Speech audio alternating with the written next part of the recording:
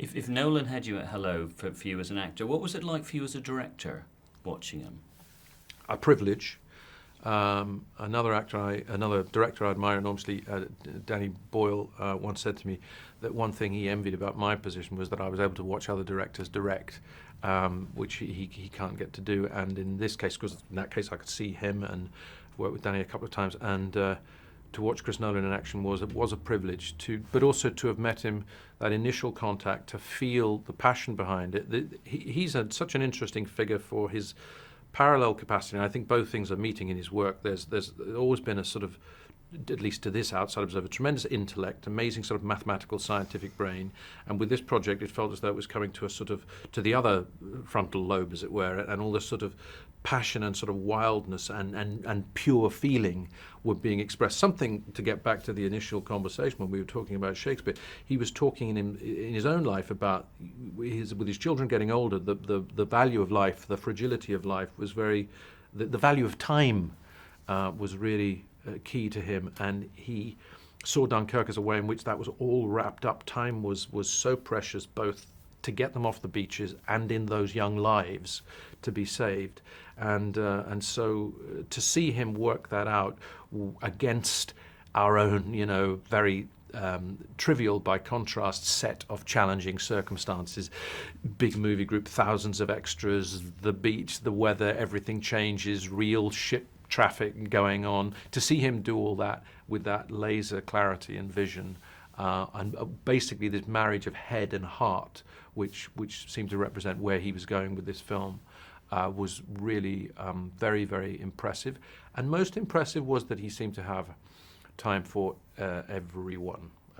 He didn't need to be Father Christmas, as it were, about it, but he just is able, rather like footballers, when they talk about footballers who can create, they sort of operate in a different time element, they slow things down, they make other people have to run around. Somehow Chris could, whilst the machine is relentlessly moving forward, questions being asked, what do we need, where's the camera, somehow he could give that instruction and still talk to that actor, be it someone with no lines or someone with one line or somebody famous or somebody who lives in Dunkirk or whoever, whatever. That capacity to sort of poetically multitask was very impressive.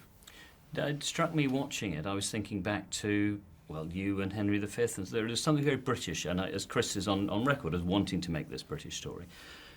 There's something sort of, patriotic's the wrong word, but Dunkirk is now deep in our psyche. Did you guys feel that and that responsibility? The name and what we associate with it, which is some attitude that suggests that you need never give up, that somehow there is a larger sort of community, spirit, movement, whatever it is, that can help, will support, very modestly expressed, but with great beauty. I think that idea of the Dunkirk spirit has somehow been in our consciousness, at least in mine growing up. This film, I think, really roots it down into a sort of sensibility that is pro-human, pro-life, pro-peace, pro-no fuss.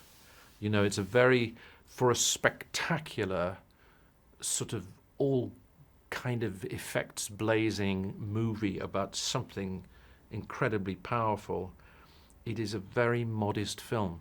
It has the modest center. It's about modesty. It's about a sort of graciousness that is exemplified in the spirit of somebody like Mark Rylance's character, or in the bravery of Fionn Whitehead's, or in the the beautiful kind of doggedness of Tom Hardy's character, or just there's something about their characters that are so human and real and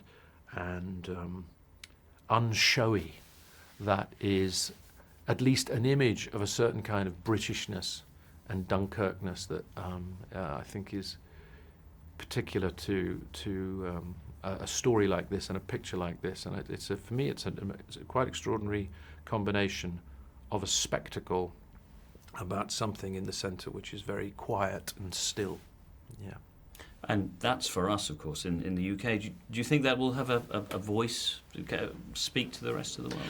Well, I think that we need not own it as Brits in that sense, because, again, a simple but kind of brave conceptual choice is not really to make much of, except in their elemental form, the difference between army, navy, air force, or indeed between English, French, Germans. There's no whiff of a jingoistic or pro-Brit kind of thing. It's pro-humanity, I think, and he takes those nationalistic possibilities away. Doesn't judge. There's no judgment in the film, I don't think. There's no finger-wagging morality. There's no. On one level, there are no winners. At the same time, it is peopled with heroes, and